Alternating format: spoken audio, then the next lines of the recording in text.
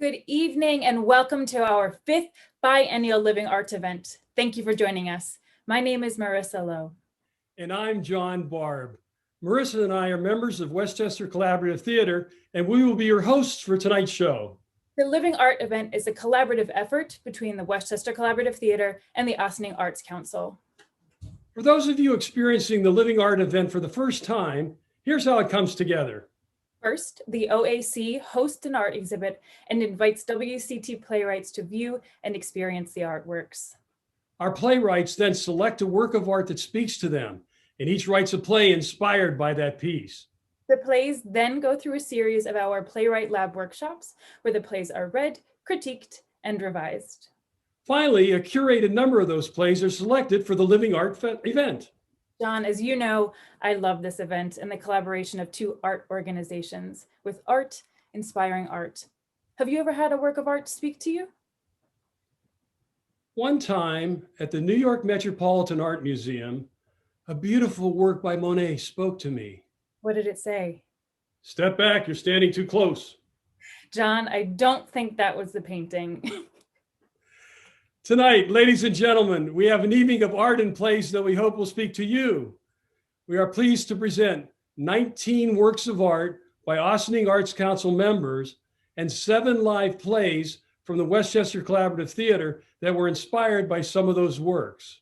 We're also pleased to have 2 members of the OAC with us tonight, Jill Kiefer and Bonnie Coe, both of whom have artwork featured in tonight's event. Jill and Bonnie will be our docents throughout the evening, and they will lead us through each piece of art, sharing insight on both the art and the artist. The late great musician Chick Corea said, "It is my hope that those who have an inkling to play, write, perform, or otherwise, do so. If not for yourself, then for the rest of us. It's not only that the world needs more artists, it's also just a lot of fun." Again, thank you for joining us tonight. We hope that not only will you have fun, but that you may see or hear something that inspires and speaks to you. We hope you enjoy the show.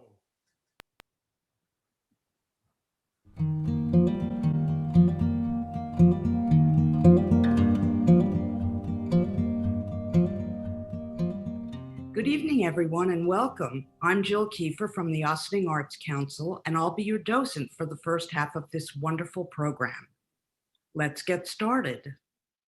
While Bonnie Coe sometimes photographs a human-like action from a bird, this time her photograph just captures a natural bird behavior of the red-tailed hawk liftoff at Croton Point Park. This is the male of the pair that's produced young there for over 6 years. He and his mate sit on the landfill sensing poles. Photographers walk right up to them and they pose for their portraits. Yet not every photographer captures these raptors nearly as well as Bonnie.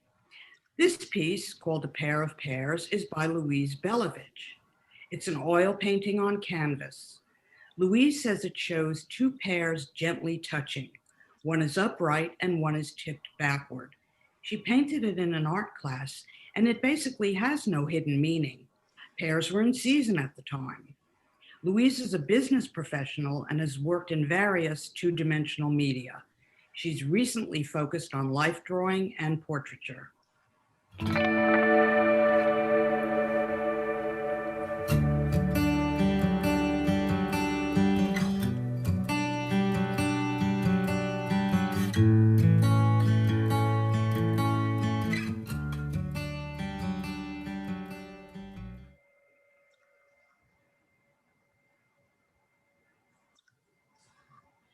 Henry, for God's sakes, where have you been? I was worried sick.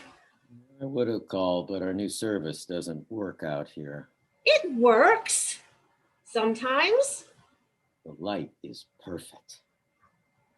Did you put the groceries in the living room? You see the way they reflect the light? No, they would do better like this. No, don't touch them. I want them just like this. Wait. Come over a little bit. Perfect. Stand right there. Henry, what are you doing? I thought you were going to kiss me. Perfect. It's the light, your shadow. Please don't move. Your father doesn't like pears. They're not for my father. And why did you have to bring him up? They're coming for lunch. Did you leave the groceries in the car? No, don't move. Your shadow is sublimed. You have to stay right there. Just give me a few minutes. The light, it's like Caravaggio. Look, no, don't look. I've got to start lunch. Nothing in the last year, nothing has seemed worthwhile. But these pears, they're beautiful. They exist for me to paint.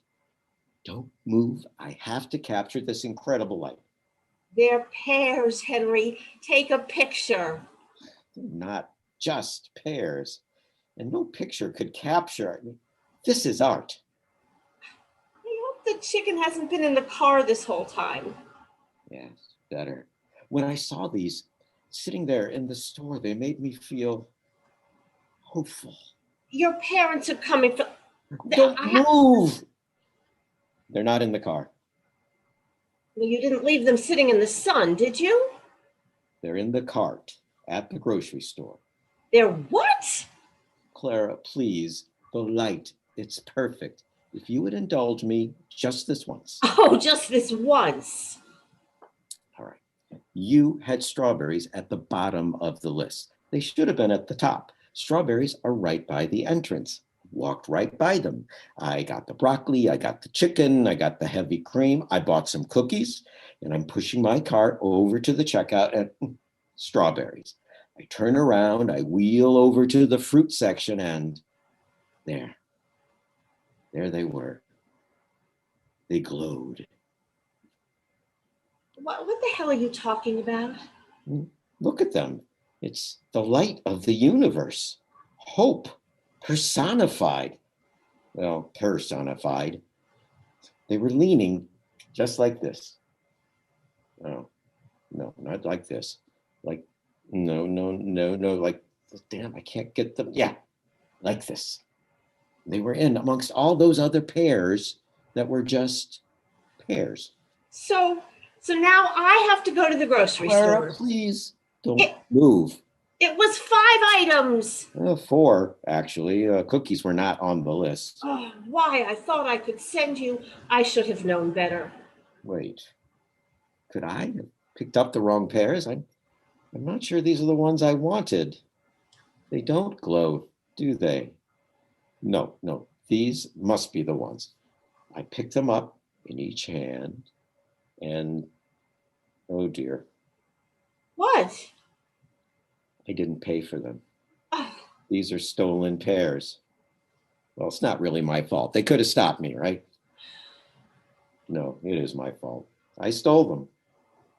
I'll call the painting Stolen Pears. Do you know how long it's been since I painted anything meaningful? You painted me last week. You made me sit naked, freezing my ass off. You know what I mean. With all the chaos, the horror, I couldn't focus. But these pears, they moved me. I tried to sketch them in the parking lot, but the light was too harsh. Then I stopped on the bridge and I took them down to the creek, but no, nothing. Here, they're perfect. Please don't move. Your parents are expecting a meal and we have no food in the house.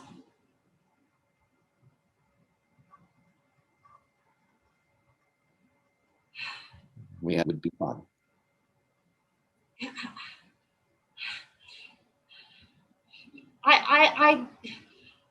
You must be seeing something I don't. I see no glow. Pears, just pears. Because I can't get them to lean exactly the way they were in the store. You know, it's that plate. Nothing looks good on that plate, not even food. Why are these plates on the table? Well, they were a present from your parents. They need something bold, something red. Quick, before the light goes out of that window, that red cloth that I bought at the thrift store last week, where is that cloth? Red? You sure? It's over there. It would really bring out the beauty of those pears. Why are the Terribles coming for dinner? For lunch. We invited them. Why in God's name did we do that? Well, we haven't seen them in over a year. If my father sees I'm painting pears, he'll pick one up and take a bite out of it. Your father wouldn't do that. No, he'd do it just to spite me. Clara, they did glow. I swear. They gave me hope. Put them on the red cloth. Don't touch them! All right, all right. You put them on the red cloth.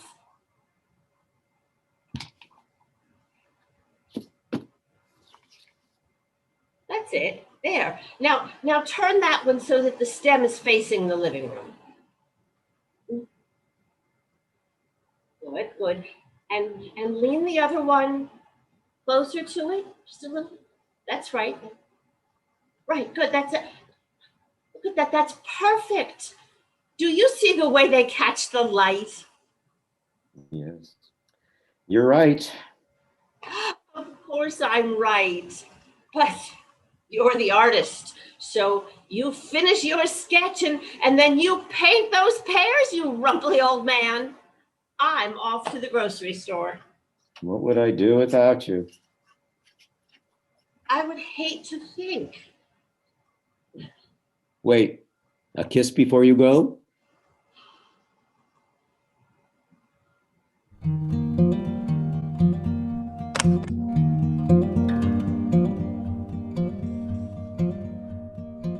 Who doesn't love autumn colors in the Northeast?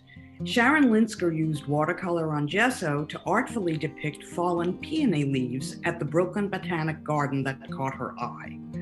Watercolor is Sharon's preferred medium because it allows her to capture light and color in nature. She takes inspiration from paths along the Hudson River, the wooded trails of Westchester, and ventures abroad. Rosemary Hawking-Sanzari created this oil-on-canvas piece, View of Lago di Bolsena from Capodimonte, Italy. This is the largest volcanic lake in Italy. It's surrounded by Etruscan sites, medieval cities, Renaissance gardens, spas, and best of all, wine. Now retired from a career in urban painting, Rosemary studies traditional painting. She's largely self-taught and often takes her inspiration from Teatown Lake Reservation. Keith Gordon gives us a terracotta subject simply titled Joe. It's a sculpture portrait done from a live model. Keith normally makes very functional pottery like bowls and vases and seed spouters, but Rodin's bust that he saw in Paris inspired this one. Keith oversees the ceramics and arts programs at Cedar Lane Art Center here in Ossining.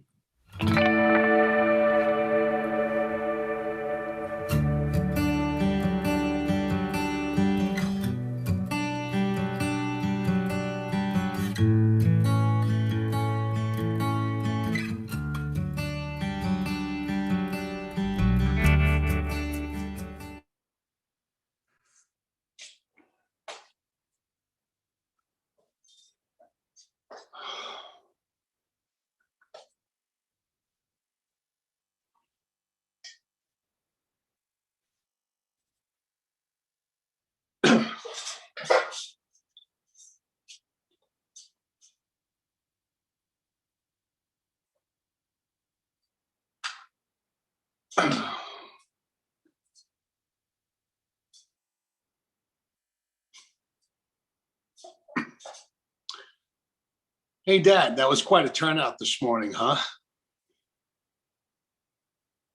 The whole department turned out, and 2 or 3 units from a couple of towns over. Standing room only, and full color guard. Oh, you sure know how to take care of your own. And speaking of which, you didn't happen to notice Aunt Jenny this morning, did you? What am I saying? Of course you did. You never miss a thing. And you probably still don't, even from your new vantage point. But just in case, she was in rare form this morning.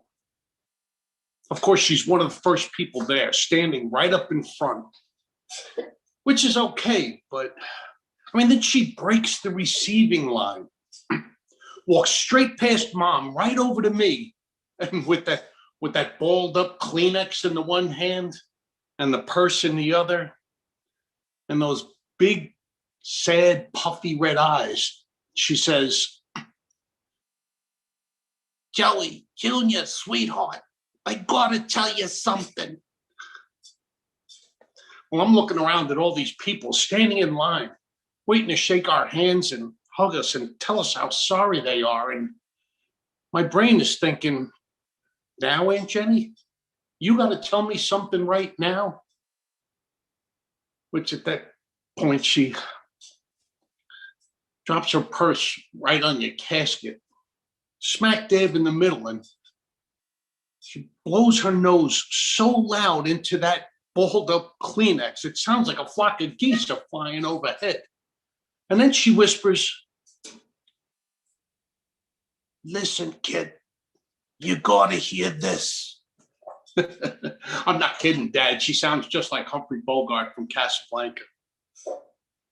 I'm picturing prop planes out back behind the funeral parlor with engines running, ready to fly us off to Lisbon. "You remember that day you told your father you wanted to drop out of the fire academy?" Remember? Well, how could I forget? That was like the worst day of my life. But what I can't figure out is why she's bringing this up now. And then in the very next sentence, you tell him you want to go to art school instead. Art school? I was sure your father was going to drop dead right there on Christmas Day. And Dad, at this point, my brain is screaming, will somebody please take this woman away? But instead, she leans in closer and says, "Your father paid for it, you know. Your art school, all of it. It wasn't me. He made me say it was, but it wasn't. It was all him." At which point she pats me on the cheek and says, "I love you," and then waddles away. So it was you, Dad. You're the one that paid for my art school. 20 years and you never said a thing about it.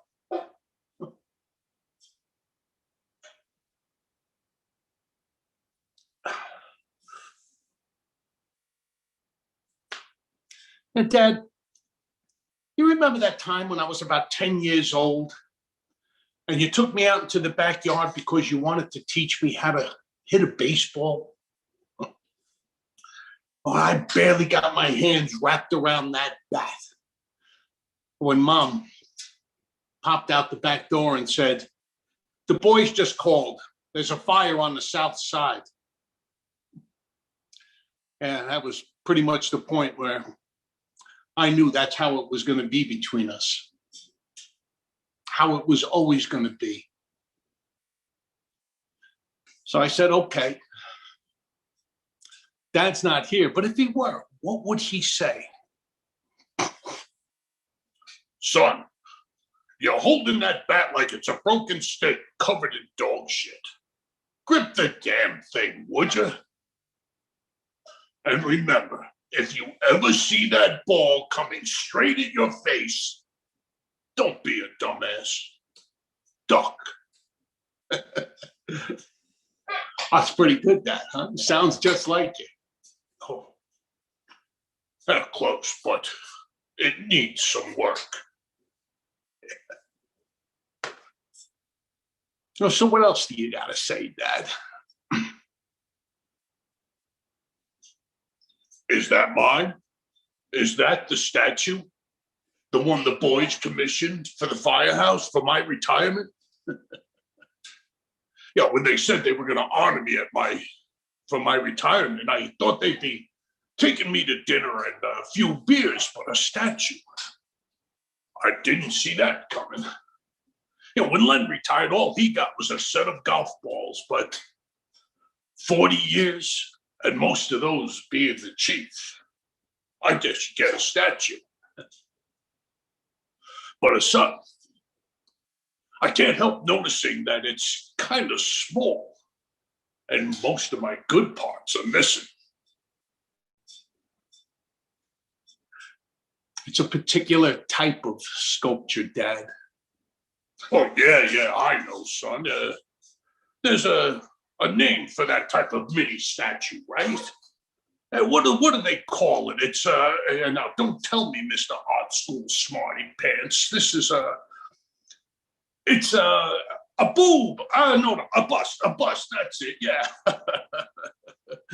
a bust. But this is McKinney's idea, isn't it? I can hear him now. Hey, Joe. For your retirement, we got you a bust, you big boob. Hey, son, no, I'm just kidding around here. This is good stuff. I mean, the proportion, the detail. And you thought I can't talk art. Yeah, you're doing pretty good, Dad. And hey, how about those boys hiring my starving artist kid to make me a statue? The artiste making a sculpture of his old man. Those bastards pony up some decent dough? Yeah, Dad, they did. And so they're going to unveil this at the firehouse, right? Now, what are they going to use? Aunt Jenny's Kleenex?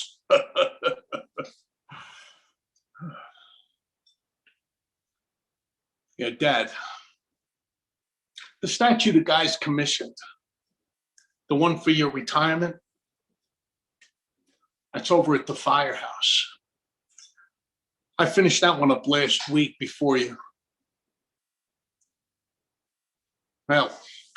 accident. The boys helped me move it over there this morning. And you'd be relieved to know that it's full size. In fact, it's a little bit bigger than full size because, I mean, that's how you always were to me, Dad. A little larger than life. When I got you in full uniform, I got the boots, the coat, the helmet, and your axe. That goddamn axe.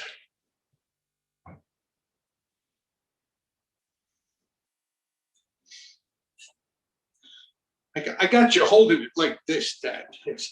I mean, that's the way you always carried it, right, Pops? That's the way you carried it. I couldn't leave it behind. You know, the guys went back there the next day, Dad, and dug it out. Well, it was your granddad's axe. Yeah, I know. It was his, and then it was yours, and then it was mine. Until I dropped out of the fire academy, and then it was yours again, but it would still be yours, Dad, if you hadn't set it down in that house last Sunday in that 4-alarm fire. I mean, so you could get that kid out who couldn't walk. I mean, why'd you do it, Dad? I mean, after you got the kid out, why the hell did you go back in? It was your granddad's axe. but the roof. How could you not know that the ball was coming straight at my face? Yeah, Dad. The ball was coming straight at your face. Why the hell didn't you duck?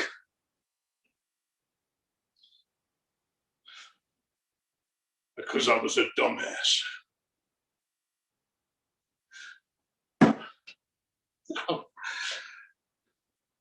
I mean, this is crazy, right, Dad? You know, I'm going nuts here.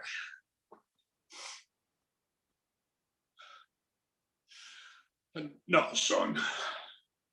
Well, maybe a little, but you always were a weird kid.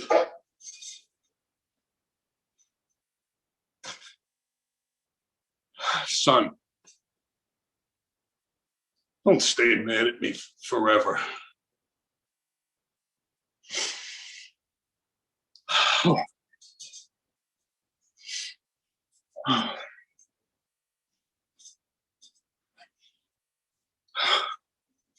I got to get back down to the firehouse.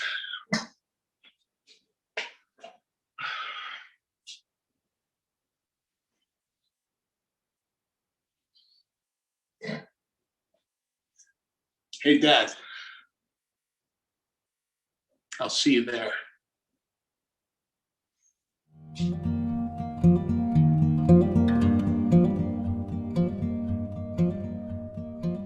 This mixed media collage by self-taught artist Kim Diaspora is called The Watcher. Kim traveled to Egypt many years ago, her first time visiting a country that she'd studied. This piece represents her impression and reflects her experience. Let your children explore art on their own and then guide them to really learn how it's done, as Kim did. She hopes this work makes a good impression. Beatrice DiMartino found a time traveler to be a favorite among the models she uses for her paintings.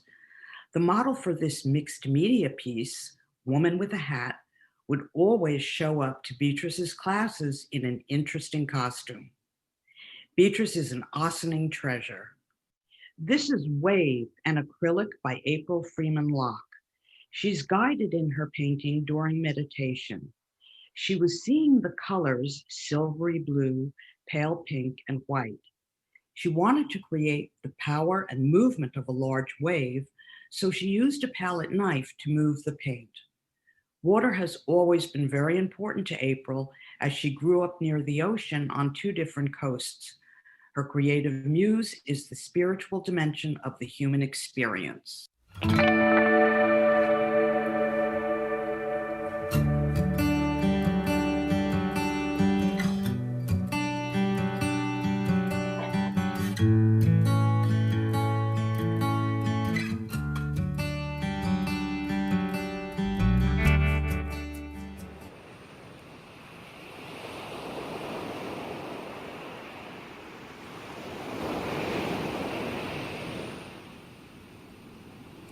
Hello?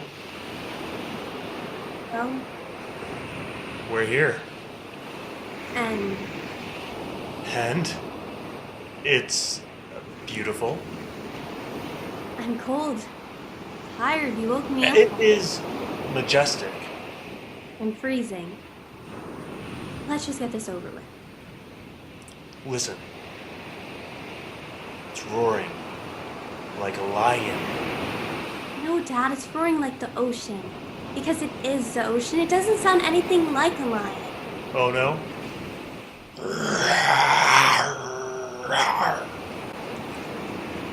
Is that supposed to be funny? Yeah, would it be so terrible if it was? Kinda. I know why we're here. I saw you take it. Oh. Look, I was gonna tell you I waited because I thought That I wouldn't want to come. it's what she wanted. You know that because She told me. I mean, years ago, long before. she told you, but there's nothing official. She never put it in writing. No, she never got a lawyer to, if that's what you mean. She wouldn't have. No one would have at her age. She was only 28. Oh, I dunno. Being way too young never stopped her before. Hey, you were the best thing that ever happened to her, to both of us. Please, Dad, not today. Why do we have to do what she wanted anyway? It's not like if she cared what we wanted, is it? Of course she cared. She just couldn't. She was. I know. Sick. Like having a really bad strep throat, only not exactly like strep throat because the meds didn't always take. Or was it that she didn't always take them? And sometimes it was just bigger than anything. It took over, and the blue monster, the sad, bad blue monster. What? That's what she called it when I was little. The sad, bad blue monster who lived inside her head, who made her go into her room and pull down the shades and turn off all the lights. The monster who swallowed her up whole. Hey, maybe the monster is here. Now, can we get it? Maybe if we find a big enough rock, we can stone that sad, bad blue monster, stone it to death. Come on, Dad, let's get it now. Haley, stop! There is no blue monster. It isn't real. Dad, I'm 13 years old. Don't you think I know that? I'm not crazy. No. I didn't mean. I don't think. Really? You don't think? No, nobody thinks that. Yeah, right, nobody thinks it. Like Jessica's the only one of my friends who had me over for a sleepover since. And even her mom wanted proof that I'd been poking at a zit when there was a drop of blood on my hand. Yeah, no one thinks that. That's why you're sending me to Dr. Moreno. That's just to give you someone to talk to about it. Maybe I don't want to talk about it. I get that. Just call me Tabitha. I see it with Grandma, this old TV show where the mom's a witch, and when they have a kid, the dad really, really hopes she'll be normal like him. But it turns out she's a witch too.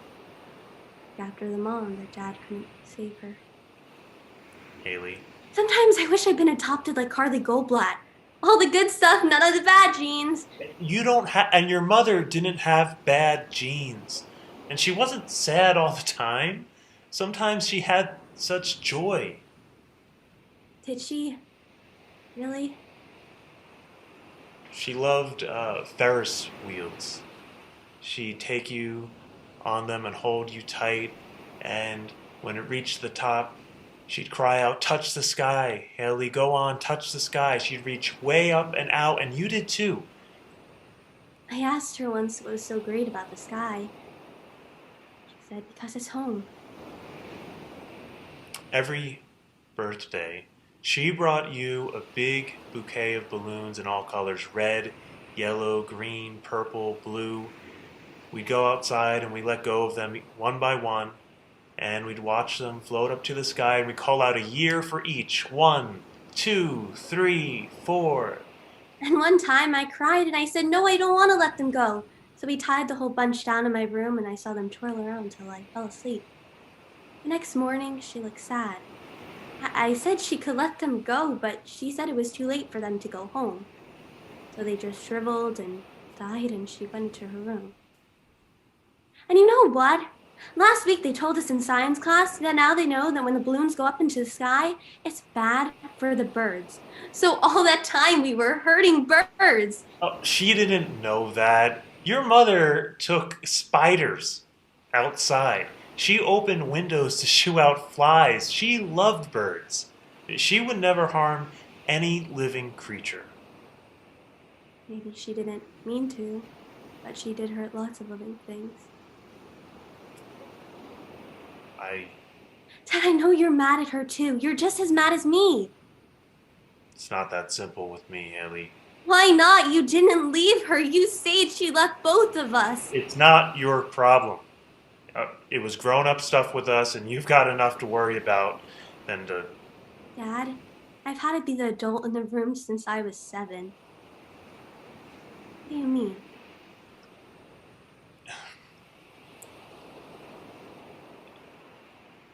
At the end,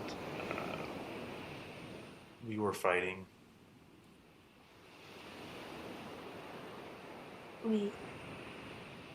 You don't mean it was true? I thought it was just one of those crazy ideas she got into her head. You and that girl in your office. No. No, I didn't know you heard that, but no. Haley, I swear to you, 100% swear, no. That girl is very happily married. She has a new baby, too. There was nothing between us. That was all in your mother's head. So it wasn't true, none of it? Absolutely not. Not what she thought, just... What? When her husband would pick her up from work, he'd bring the baby with him, and I'd watch them together. When they left, I'd step outside, say, have a great night, and just watch them get into the car seat and back, smile, hold hands, look at each other. And I think you wonder, what it must be like to have that, To have... Normal. Normal, yeah. I was just tired. I did walk out that night after we fought, but I came right back. She wasn't mad anymore. She was making spaghetti and meatballs. She seemed so calm. I should have caught that. She said she made a big portion. She even froze a container so that it would last us a while. I should have caught that, right? She stayed up late. I asked her to come to bed, and she said she just needed to put some things in order. That was a sure giveaway, but I missed it. Seeing her so peaceful, so quiet, it felt so good that, all right, yes, I admit it, I was relieved. I loved her like crazy, but she could never believe me. I was always trying to do enough, be enough. I felt like I was always taking a test and failing. Proof? You want proof, Shannon? All right, how's this? How about I join you? The sea looks pretty rough tonight, and it just might do it. Would that do it? If we're bound for eternity, would that do it? Dad, no, watch out, stop! Haley, oh my God, are you okay? I'm so sorry. I don't know what I was doing, thinking. It's okay, I'm fine. You're all I've got, kid. Big responsibility. I can handle it. I meant for me. Maybe she really didn't want you to stop her this time. Maybe you couldn't have. It was the middle of the night. If she took the car, you'd have heard her go, but you didn't. That's it, that's why she walked. It must have taken her hours. First it was dark, then it started to get light. 10 miles from her house to the bridge. I Googled it. It says that it takes 2.5 hours walking at a brisk pace. I'll bet she did walk at a brisk pace because she knew where she was going, exactly where she was going. The cop said she didn't jump down. She lifted her arms up.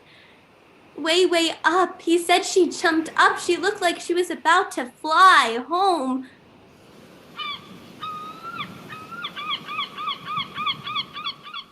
Dad, did you hear? Do you think it could be... Sure, I mean, yes. Ready? That... Go!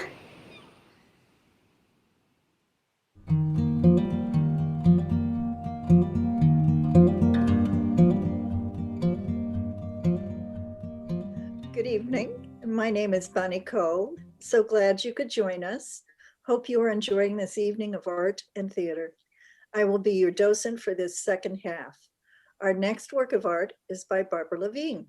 In this oil on canvas painting of Mount Rushmore's stone faces of history, Barbara Levine presents two stories. One story is about Presidents Lincoln, Jefferson, Washington, and Theodore Roosevelt. The other story refers to the sculptor, Goodson Borglum. It is American history in all its diversity, told through powerful stone faces against the strong colors of the American flag, creating quite an impact. Our Italian lessons for the day continue with Sharon Rowe's Buongiorno Pietro. We get to stay in the area and stroll along the Hudson River to practice, however. Sharon met Pietro on her daily walks with her dog, who's not Italian. Every day she tells Pietro, Buongiorno, and he smilingly responds in Italian. Sharon is happy to be a member of both the Ossining Arts Council and the Westchester Collaborative Theater. Ted Berkowitz, a longtime member of the Ossining Arts Council, shows us a mixed media work, homeless, forgotten, and invisible. His works often make political statements. This time is not an exception. As of 2019, there were 67,000 veterans, excluding women, who were homeless. Note the three symbols in the painting. The upside down flag denotes dire stress. The 82nd Airborne War Dog Handler and Purple Heart represent a wounded warrior. The awareness now is forgotten. When you don't speak, when you don't hear, and when you can't see, they become invisible.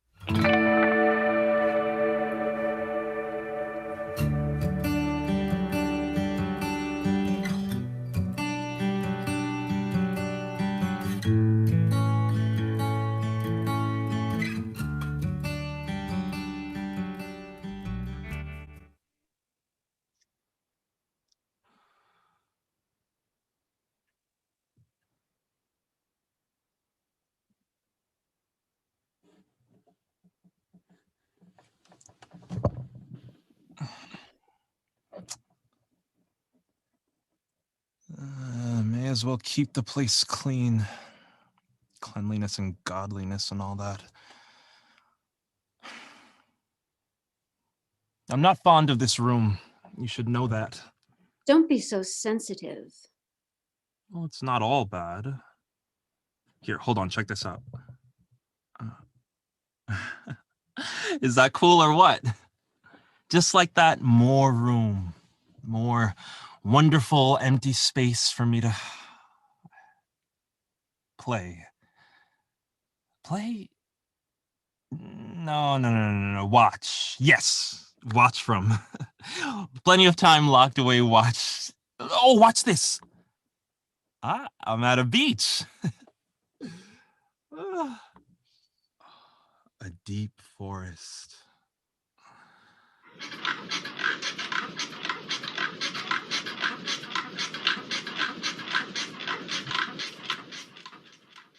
Space is overrated. And I wouldn't actually call it locked. There is no lock. See? Wide open. I can step out and leave anytime I want to. Now it's just not. I can't. Can I show you guys something? Here, hold on. You're gonna like this. I promise. It's really cool. I've got a bit of a secret. I'm in love! Isn't this the prettiest box you've ever seen? This is my,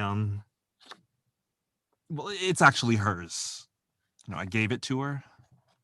That's what you do in love, right? You give it away and you hope for the best. You hope that after all is said and done, that nothing you feel and nothing that happened, nothing hurts forever, right? I have to take it back every once in a while. Love can take a toll sometimes. Don't tell her, okay? It would break her heart. Show me you love me. My first crush way back in 9th grade. Well, not my first crush, just the first one who said yes. Here it is. That's her name. I remember the first time she scrawled it on there. I don't believe you. Show me you love me. A good relationship, it's tested, you know, it's tested and it comes out stronger. Are you sorry? And sometimes silence. Silence that tears the threads apart one by one. When she did speak again, in those coos that told me I had done well, that everything would be okay again for tonight. You know I love you, right? Are you sorry? My dad always said I would never need to be mended if I was never weak enough to get hurt. Prove it. They were both right in their own ways, I guess. Yeah, I'm strong and I can mend. Everyone's happy. Why don't you love me? Ah!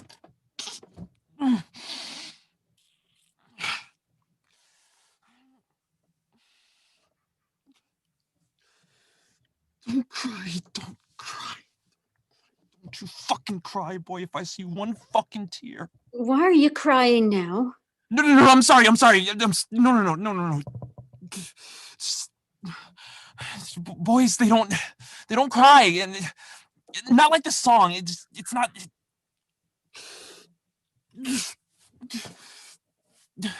When you're a man, you don't cry. You don't cry. It's important. People need to know that you're strong and that you can handle your emotions. They need to know that you're in control of yourself and your heart, even if you've given it away. Especially if you've given it away. Show me. I want to believe you. That's her. God, have you ever seen anyone so gorgeous? So utterly vibrant and sexy.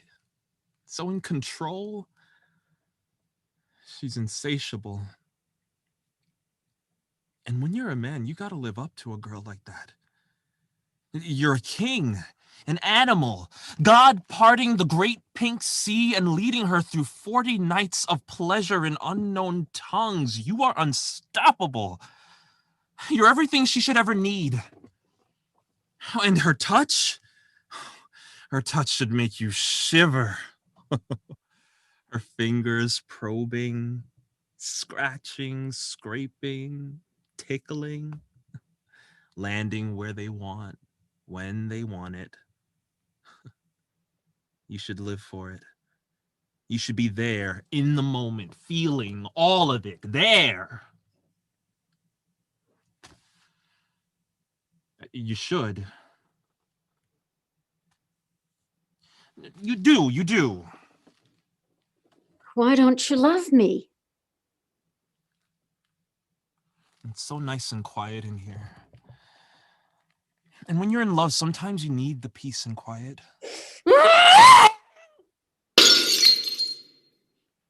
Just peace and quiet, and the view from my window is far, far away from. When you're a man in love, you want these things. You know, her breath on your neck, her words thrashing around like lightning in your head, cutting through any thought that stands in her way. You're not acting right. You should act right. Why don't you love me? Her teeth sinking into your flesh, and the way she shoves you down, her moans, the cries, the strength of her nuts, little pet names, the games you play when you're in love. You're in love. It's what you do. It's your duty as a man, and you don't cry. And you don't fight. Because if you fight, she gets upset. And when she gets upset, she cries. And when she cries, she yells. And when she yells, she hits. And when she hits, that's why you have to be a man. You know I love you, right? You're a man, so you can take it because you're a man. And sometimes she says she might kill. Don't you love me? She might leave.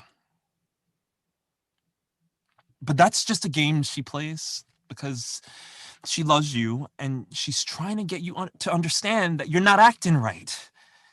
And look at her. You want to act right. You have each other's hearts, these special, sacred, fragile little things here in our rooms in tiny jewel boxes. You don't want her to leave. God, it was hard enough to sew. Don't cry. You're a man, remember that. You don't have to mend if you're not weak enough to get hurt. Remember that. And it can't be bad if it feels good, right? Prove it. This is an expression of love, and as a man, you want it. You need it. You love it. It's not rational. It's not rational. It's not rational. It's not rational. It's not.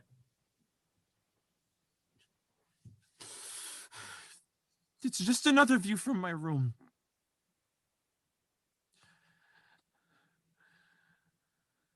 Maybe she won't notice. Practice makes perfect, right? No. She notices I'm not there. It's so comfortable in here.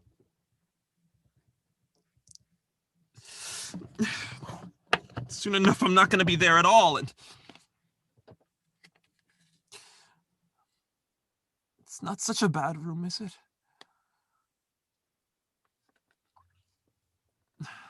I love you, baby. I'm coming. Show me.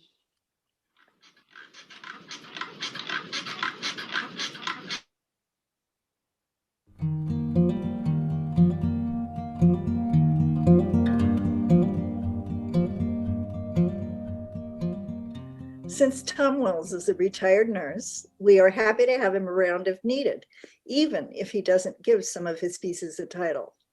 This untitled work is a monotype print from a series titled Untitled.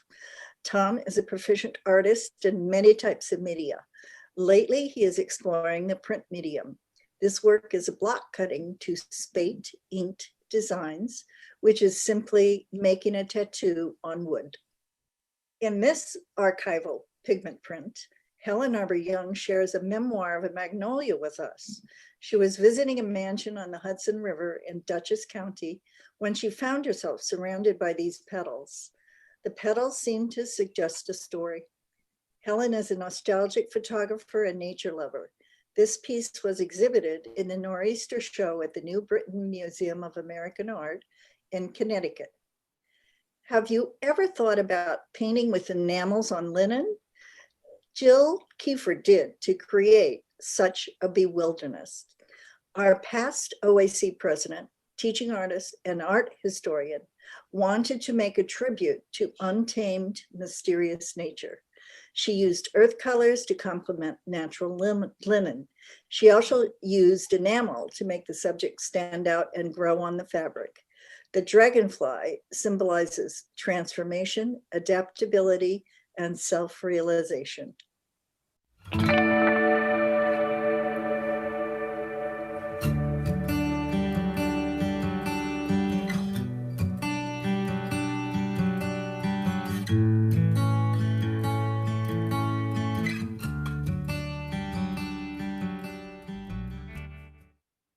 Is there what's in my hair? What is that? I don't know. You can see it. I don't know the name of it. I don't need the name. Just The name. get it out. Oh, okay. I'll try. Oh, you hit me. I'm not good at sports. Oh, you're gonna make it mad and it'll sting me. Do you think it has a stinger? Use your fingers. Oh, are you kidding me? What? Are you serious, Mindy? Yes. You want me to, we don't even know what it is. You want me to use my fingers to get it out? It might bite me. It might bite me. You know my hands are numb, right?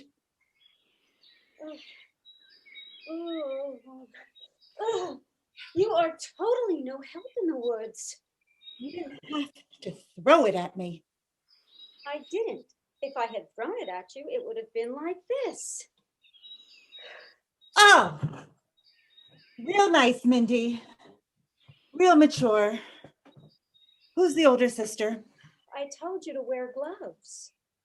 It was 60 degrees when we left. Well, it gets colder when you climb. Haven't you heard that before?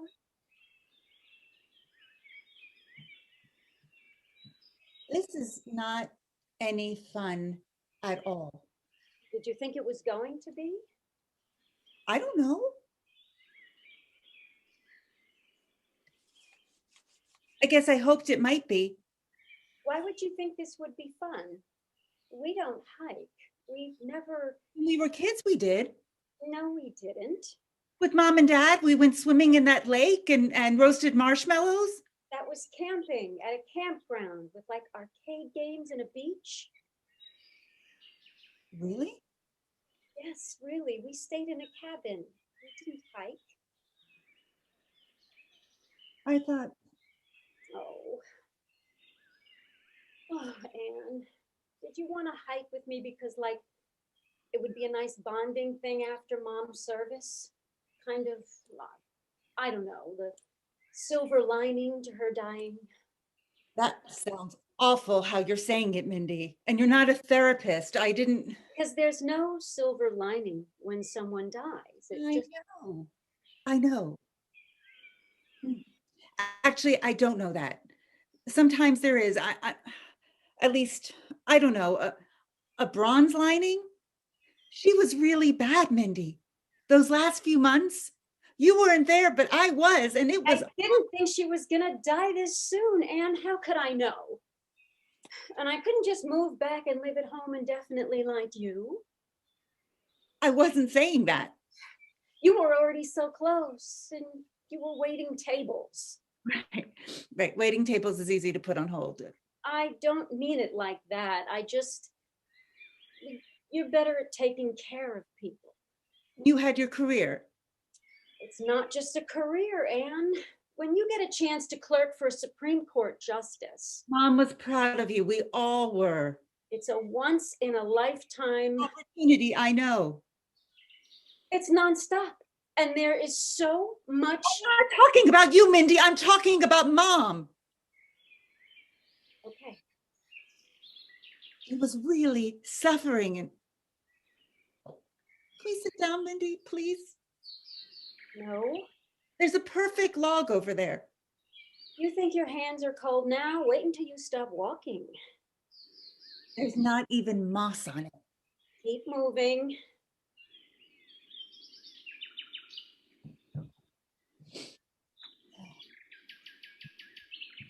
Okay. So I was saying, she was really suffering, and if you look at her quality of life, I mean, Dad was gone, and Mom couldn't use her arms or legs. I know.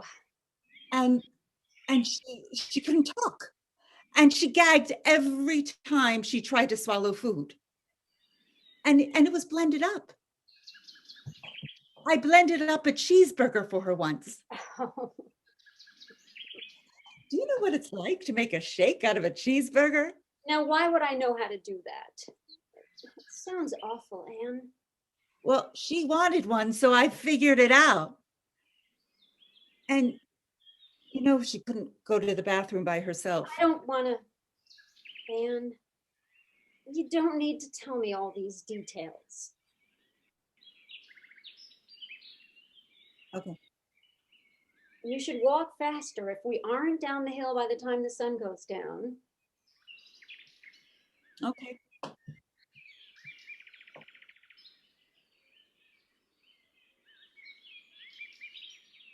I mean, I didn't have a choice. What? I didn't have a choice about hearing details like you because, you know, I was seeing them right there.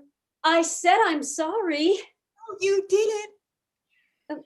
This hike, is this the first time you've really left the house? I mean, I would take the dog out for a walk when the aide came, but What about groceries? I had them delivered. Well, Mom didn't have doctor's appointments. You had to. The house, Mindy. Don't you see? I couldn't leave her. I guess I wasn't.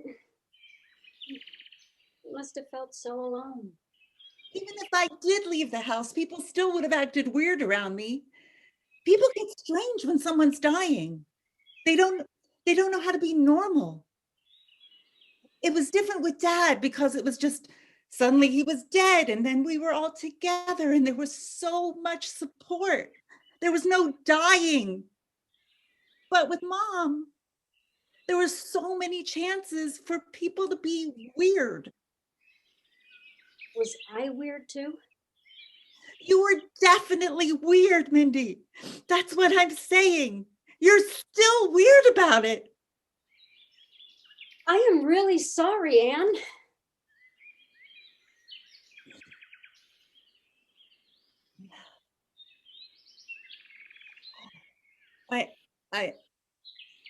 I'm going to sit down. I need to eat a granola bar or something. I think it'll give me energy. Do you want to sit too? No, I'll get cold. But don't stop me this time, Mindy. I mean, I know it's late. I know neither of us really know what we're doing up here. But I can't eat when I walk. It'll make my stomach hurt. Okay. Anne, did you hear me say I'm sorry? Yes. Well, do you have a response to that? Thank you. You're welcome.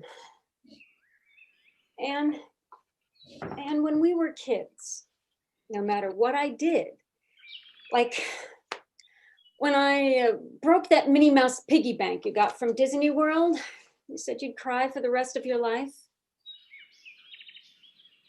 That was a really cool piggy bank. And like when I pushed you down when we were playing tag in the winter. Well, the sidewalk was really slippery. That wasn't. You scraped your face all up and even got 2 stitches. Well, no one was putting salt down on the ice then. I was so scared when you were bleeding. I thought you were gonna die. So I threw up right there next to you. Yeah, that didn't help. But when we would say sorry to each other, no matter what we did, we'd always say, it's okay. Even when you were like sobbing uncontrollably about that Minnie Mouse bank, you still like squeezed out those words to me, no matter what, Anne. You want me to say that now?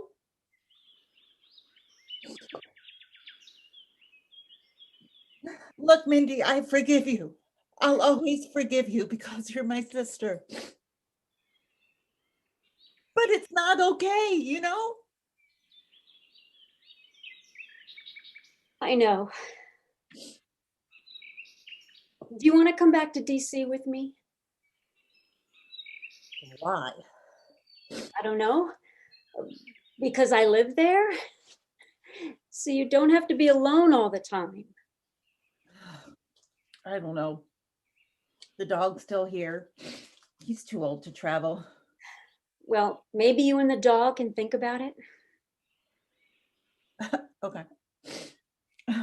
Look, we really got to keep walking in. We're not expert hikers despite what you remember, and it's getting late. Maybe tomorrow, before I go back, we should, I don't know, go to a sauna or something. You can sit the whole time during that. Here, you can have one of my gloves. Really? It's just one. Don't get sentimental. I'm keeping the other one. Thank you. You don't want your first time out of the house in a month to end with having both hands amputated. Gross, Mindy. Now it'll just be one. I'm just saying.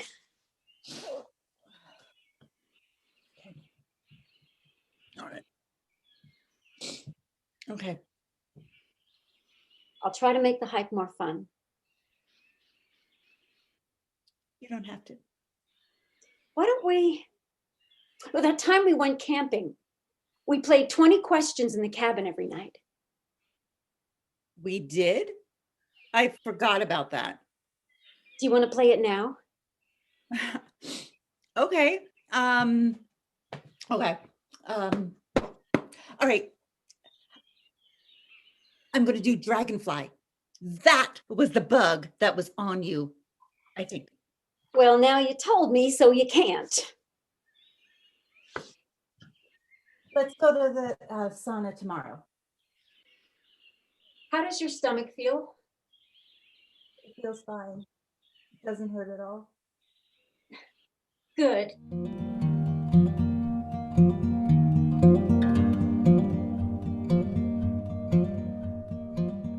Livia Gus chooses themes that bring awareness to issues that affect humanity.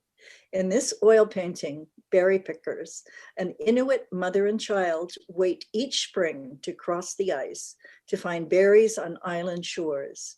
Now that their ice bridge has melted because of global warming, a boat must be obtained to get them to the berries. This is from a series, Disappearing Cultures. Bob DiMartino photographed a farmer selling fruits and vegetables in Puglia, Italy, hence the title, Puglia.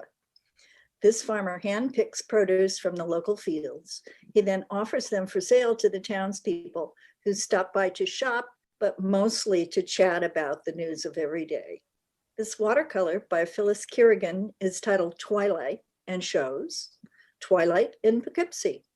We have all enjoyed those moments just before nightfall when the sky without the clouds is the most colorful. Phyllis was influenced by her teacher, the late Jean de Motzis.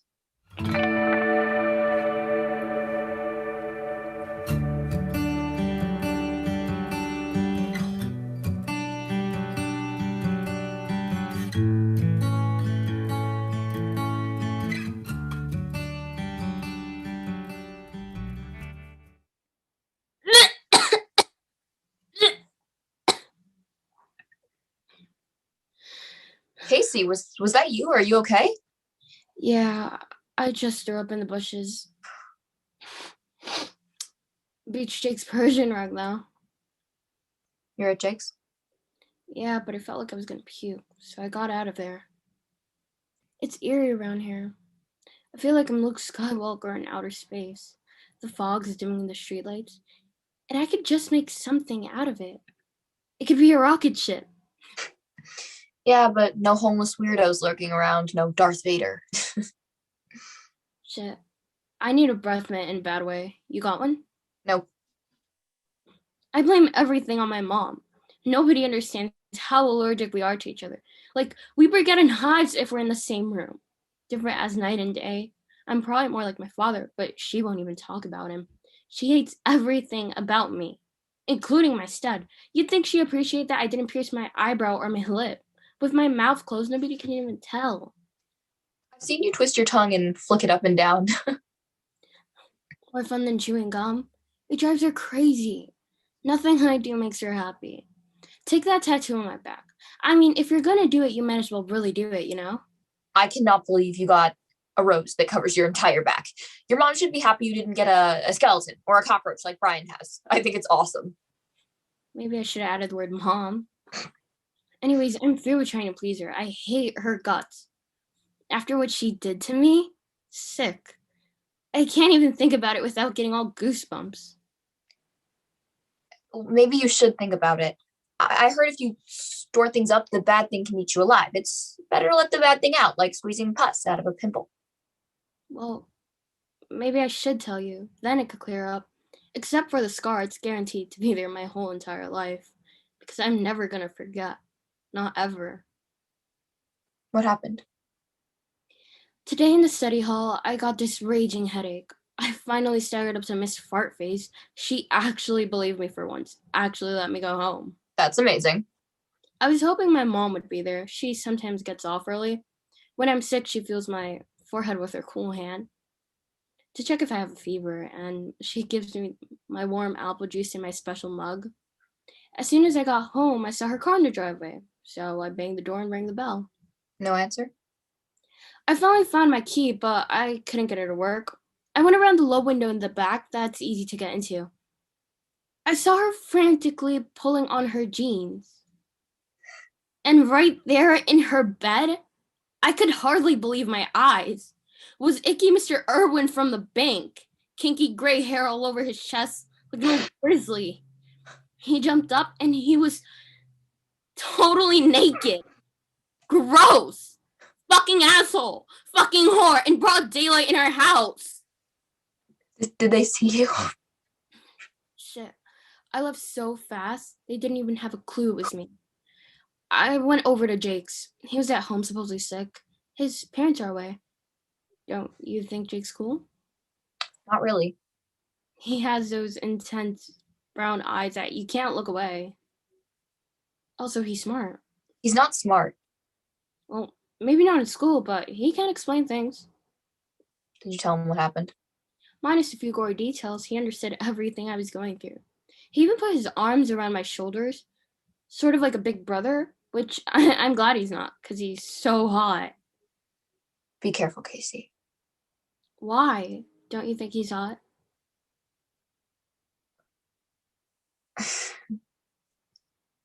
He doesn't understand the word no. What do you mean? If he didn't listen, I'd just kick him in the balls. That's what I would do. He's pretty strong.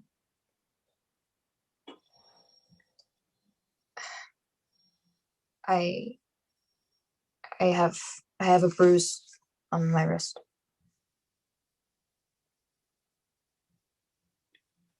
Anyways, some of the gang arrived and my stomach's feeling queasy, so I left. Listen, don't mention what I told you to anyone. He said if one person found out, he'd ruin my rep. Just be glad you left when you did. Coming to the park was a good idea. You feeling any better? Yeah, but I hate my mom. Your mom's not so bad. My dad's another story. So what? He doesn't let you have friends over. Big deal. Yeah. That's why I don't have any friends. Except you, yeah. So what if, he falls asleep before I finish cooking dinner? So what if I have to clean up empty beer cans? So what if you made my mom die at an early age? You don't know that. You told me she had cancer. I don't want to go there. It's getting dark. This is my favorite time just before bed. Doing homework, watching TV, playing Scrabble. Sometimes we nibble on popcorn or M&Ms. I'm sorry about your mom. Yeah. What time is it anyways? Fuck, it's later than I thought. I gotta get home. Bye. Bye, Casey.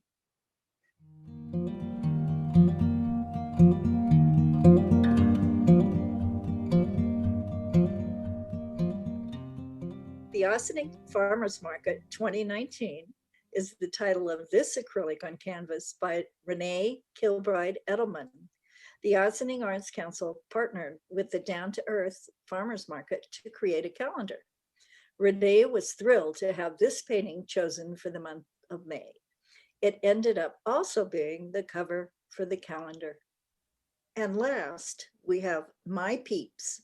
It's a watercolor on canvas by Peg Tarnosky. She often creates using watercolors because each brushstroke leaves a deliberate effect on paper. The paint flows and takes its own design. Layers created depth. Her subjects vary from animals to people. You can see that she enjoys capturing the humor in her art subjects.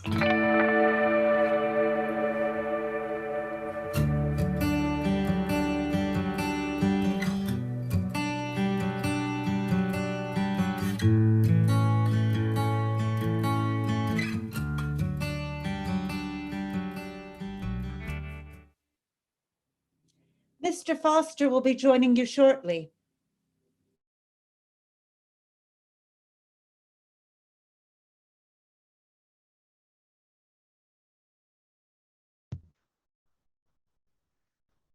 Joy, you're You're on mute. Namaste. I gave you clear instructions. Clear. You look nice, Helene. Thank you. And? I told you to dress appropriately. It was my only request. A $500,000 grant ought to be celebrated. We don't have it yet. Prentice and Foster is a white shoe firm, and David Foster III is discreet, dignified, and stuffy, exacting, never gauche, never common. He will want the grant spent on art of quality, reflecting the highest standards of printing work. Boring. Life-affirming art, not celebrating disco queen diva. Do you see how I'm dressed? Like a widow? Appropriately, Joy, appropriately. Oh, we have an appropriately somber casket for you, ma'am. Would you like to see it?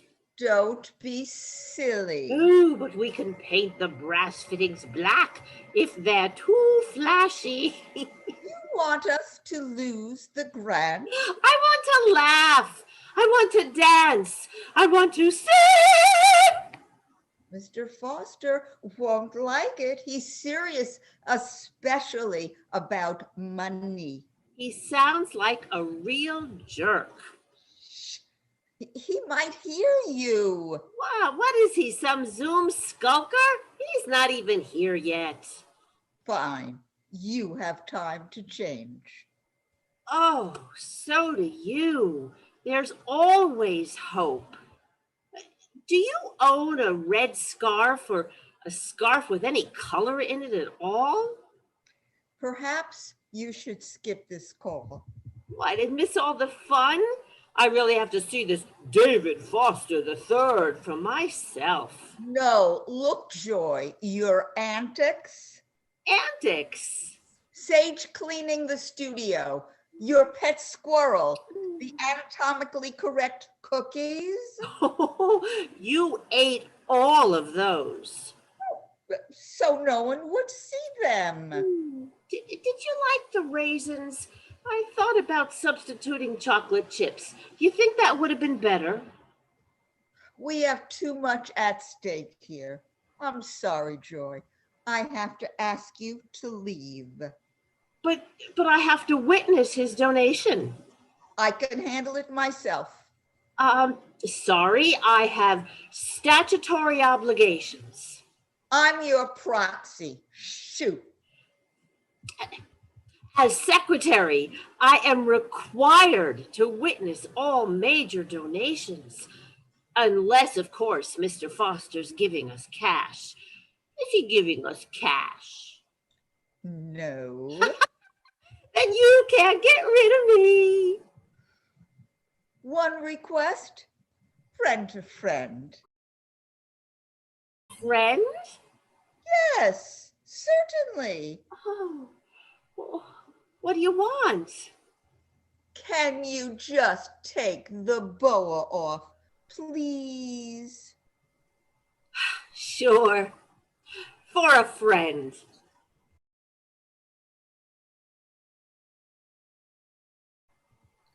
Good evening, ladies. Good evening, Mr. Foster. Namaste. Red scarf. Yes, Mr. Foster.